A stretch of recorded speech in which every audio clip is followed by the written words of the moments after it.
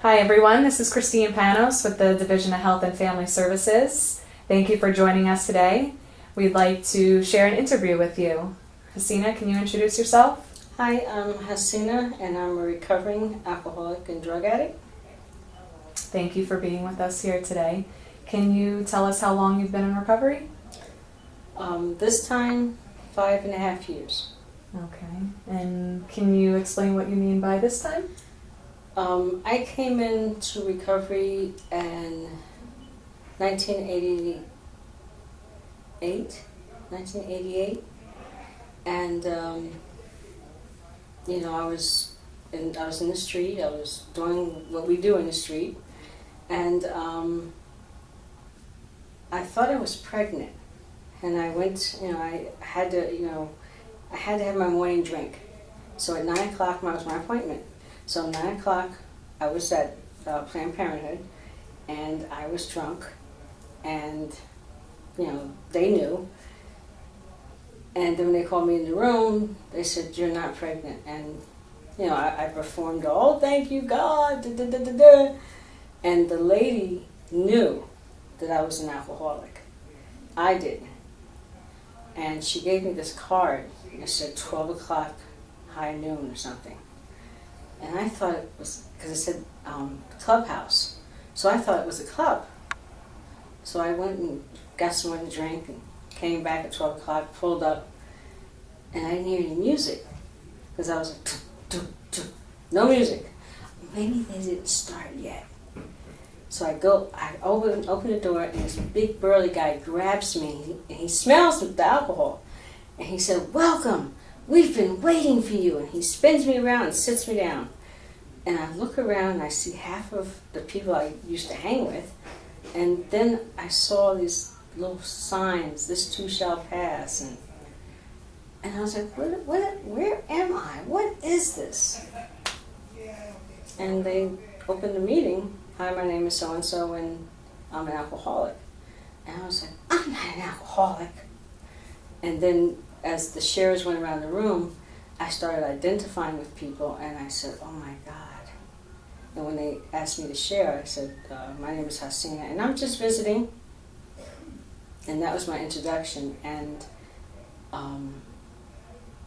I was so scared because what they were saying, I did, and it would happen.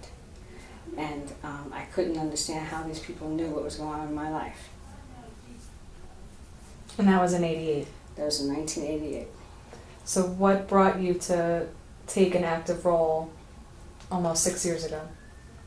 Well, I was in and out of recovery since 1988, thinking I could somehow still drink or get high without them noticing and without doing the work.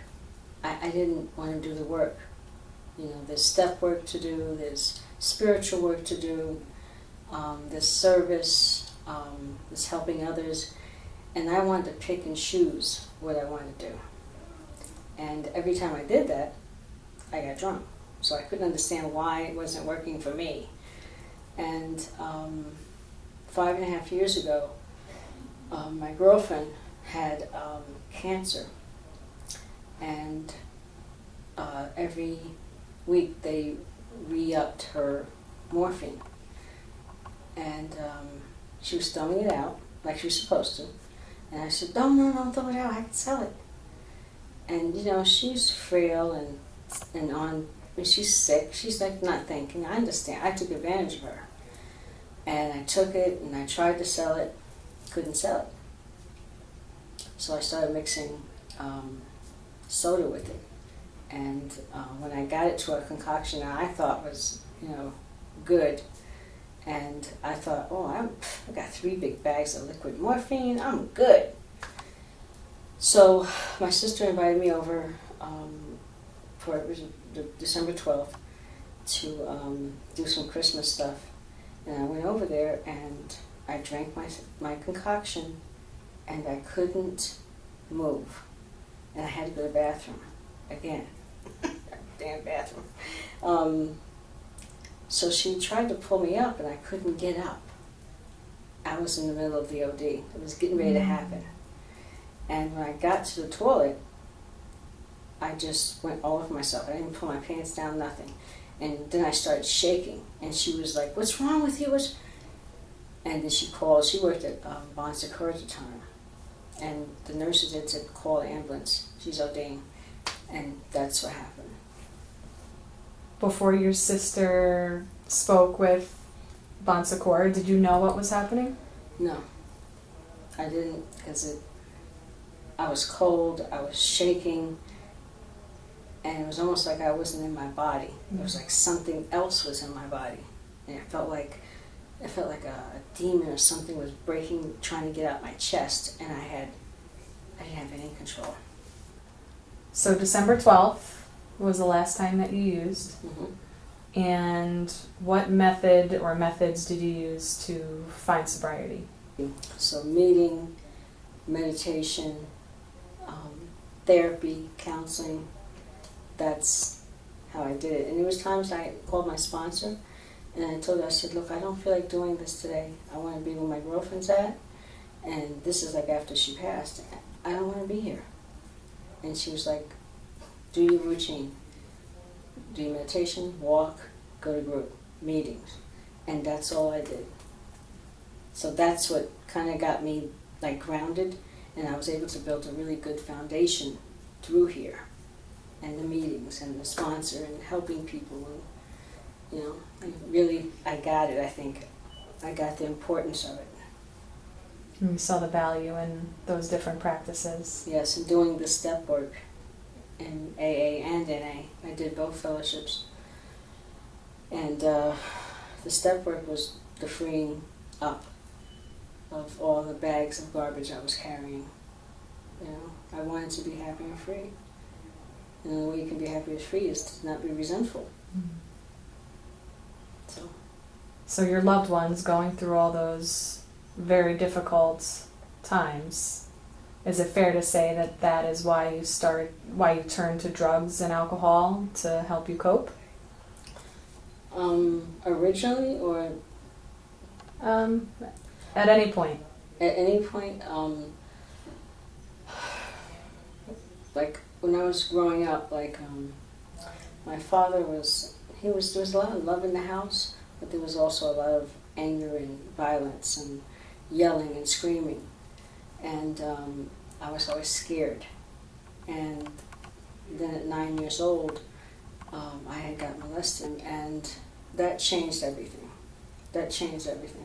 I started stealing, eating. Like, my first addiction is food. Because I was trying to fill this hole that was so hurt and betrayed, and so many levels I just didn't feel of this realm. I felt outside of it. And that's kind of how I felt when that was happening. I felt outside of myself. So I started smoking marijuana, I think in 6th grade. And then I found my mother's lime wine. And I hung out with all the kids that, drank, smoked, did pills, everybody had a little group. And that's what I did. And I didn't think there was anything wrong with it because everybody else was doing it. And we were all hiding. Like now, today, when I talk with some of my friends and they talk about some of the stuff they were going through, I would have never thought that, because that's what we do. We ran from each other. We ran from everything. We drank, we drugged, we didn't deal. So I picked up marijuana at 11. What do you do to maintain your recovery? Now, I go to meetings, I call my sponsor, work the steps, a little slow, but I work them. I do a 10-step every night, which is basically admitting what you review your day. And did you hurt anybody intentionally? Did you lash out?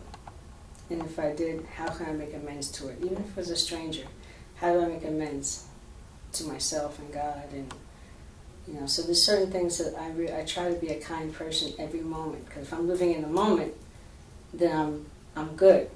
But if I get outside the moment, then if I get crazy, like something happens, I have to immediately bring it back to, you know what, the higher power has a reason for this happening. What is the blessing in this accident? You know, I have to like really use program to get out of some stuff that I used to go, oh my God, I gotta fly, I gotta go to the bar and drink. That's like my skills. You shared something else with us before we started this interview. Can you explain how finding a hobby has helped you therapeutically? Yes. I used art to escape when I was a kid. That kind of helped me get outside of, you know, like before I started smoking marijuana, that was my escape.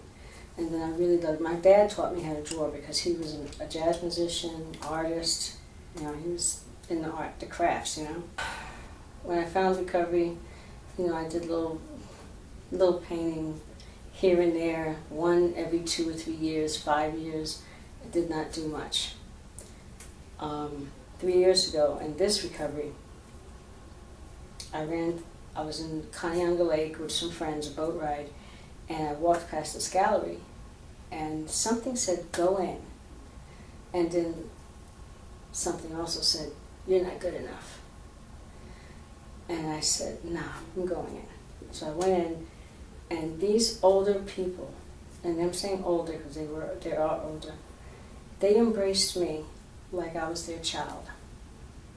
And I felt so good, and I wanted, you know, I was wishing my mother was here, and I was wishing everybody was here to see it. And I knew they saw it, but it's like, you know, when good things happen, you want to run and tell whoever you lost, hey, this what happened. And the physicality of not having them, that bothered me, and I talked about it and whatever. But I knew that they were making it happen for me, too. You know, I could feel it. So I put a couple pictures in, I had a show, sold 1 or 2 pieces. And then I was finishing up here, and my counselor said, I think you're ready to go back in the field. And I was like, no. She said, yeah. And I said, are you sure? You think I got something to give now? Because I don't want to, you know, I could use the extra money. And I said, you know what, honestly, I'm not out here playing Captain Save-A-Ho, because that's what I used to do. I used to, let me, hold on. Da-da-da, here I come to save the day. And I saved everybody else's but my own. So I worked on that in here. So I went back in the field, started working per diem. And then COVID hit. COVID shut down the counseling, the therapy, everything. And a friend of mine said, you need to start painting live. And I was like, painting live? For what? People are not going to watch that. So I started doing it because I was messed up. I needed some therapy. So I started doing it, and lo and behold, I painted like from last April to now like 200 paintings. Mm. And I also found out that I was ambidextrous because I couldn't use my right shoulder. I blew up my shoulder. And the doctor was like, you can't paint. I was like, no. You don't understand. I need this. And I came home and I started with a palette knife, and I didn't know she was Picasso over here. Really like shocked me. So COVID helped me find and rediscover Hassina's art talent. Beautiful. So, do you have any advice for someone struggling with alcohol misuse, substance use disorder? Get into treatment, maybe. You know, get to treatment, get to a meeting, first of all, they have to admit they have a problem. If they don't, you know, you couldn't tell me I had a problem. And even if I had a problem, you know, well, I'm going to do it this way, I'm going to pick it. And people were telling me not to do that. And I was like, no, you don't know me. I'm different. Definitely, if you get into treatment, get into treatment. If treatment's not your thing, get to a meeting, get to sponsor. You know, take the suggestions that they're telling you to take, because the suggestions that I don't take today affects my tomorrow, and I pay dearly for it. But I hope that people, you know, like the people that have a problem, sometimes people don't want to get help, even though they need help. I have worked with I've lost a lot of friends to OD in the last 5 years. I've talked to a couple of people that, you know, they want me to sponsor them. I can't sponsor you if you don't call me. You know, I'll call and check. But you gotta have to do the work. You gotta want to do the work, and it's self-work. And that's why, you know, if you know you're gonna have some personal pain with something, yeah, it's hard to sit down and write that stuff out. But the growth that comes after that, it's like taking the bags off. So, yeah, therapy, treatment, rape counseling, for men and women, you know, but all this stuff is available, but you gotta want to do it. You know?